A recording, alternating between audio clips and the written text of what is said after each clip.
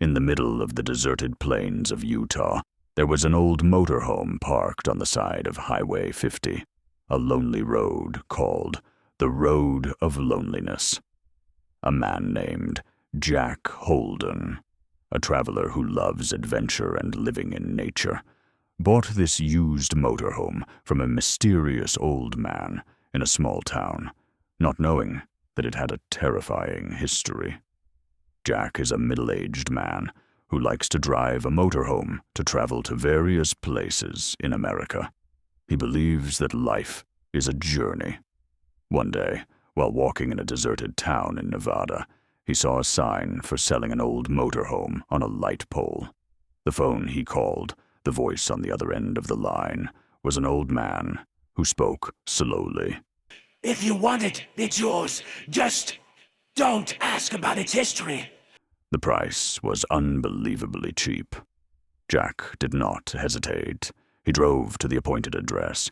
There, he found a shabby car repair shop, and an old man with pale white hair was already waiting. Jack inspected the motorhome. Everything looked good. There were signs of being repaired, but the smell inside the car was strange.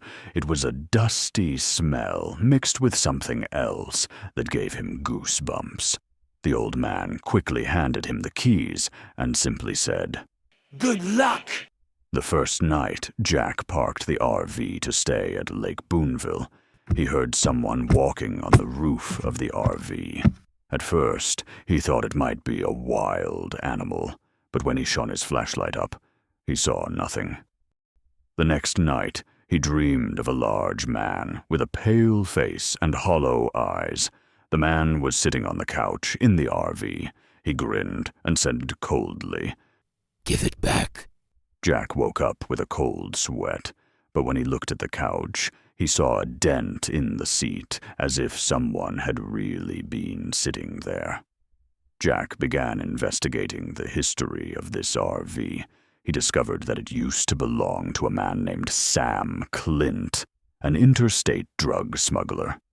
However, several years ago, this RV was found abandoned in the middle of the desert, with Sam's decomposed body inside. The police assumed that Sam was betrayed by a gang member, killed, and left to rot in his RV. The previous owner of this RV before Jack everyone had strange experiences. Some dreamed of Sam staring at them, some heard screams in the middle of the night, and some disappeared without a trace. Jack began to feel that he was about to become the next victim. For months after Jack donated the camper van to St. Mary's Church in Utah, no one had touched it. Father Thomas, who received the van, ordered the parishioners to park it behind the church, as if some evil feeling still emanated from the camper van. Until one winter night, while the townspeople were sleeping, the sky above St. Mary's Church was covered in flames. The church was on fire. Witnesses said that they saw flames spreading from inside the church, as if something had lit a fire from within. Black smoke billowed into the sky. The sound of old wood burning made a loud noise, and in the flickering shadows of the flames, some swore that they saw the shadow of a large man walking around in the flames. But the most terrifying thing, and what made everyone's hair stand on end, was the screams. Father Thomas's shrill screams. Yes, but no. That sound was not just the voice of Father Thomas alone, but it seemed like there were dozens, hundreds of voices screaming, overlapping each other. It seemed to be the voice of a soul imprisoned in the church, or maybe it came from that camper van. When the firefighters arrived, they found that the church had almost completely burned down, leaving only the remains of the blackened pillars. The fire had spread to the back of the church, where the camper van was parked. But instead of being burned along with the church, it was completely unharmed. Father Thomas was found in the church's prayer room in the morning. After the fire had died down, the condition of his body made everyone turn away in fear. It was like he was burned from the inside out. The priest's body was dry and brittle. His skin was dry and tight, as if it was wrapped around only bones. His face was twisted in extreme pain. His lips were torn wide, as if he was laughing. But it looked like he was in agony.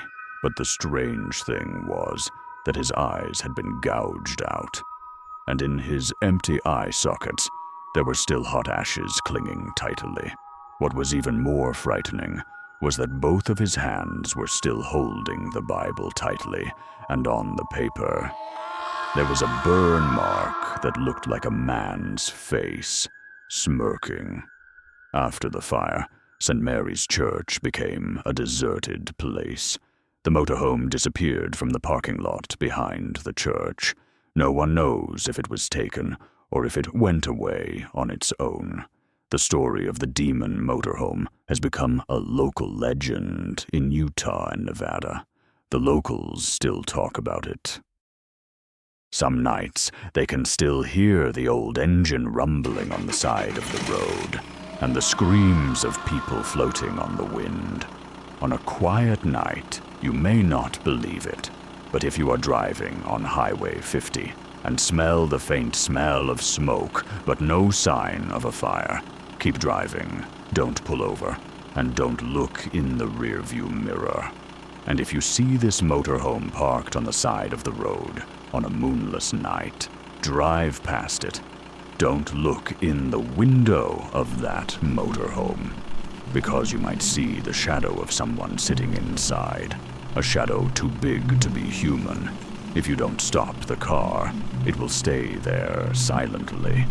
But if you slow down, the motorhome's headlights would flicker on by themselves, and the engine would roar like a demon waking from its slumber.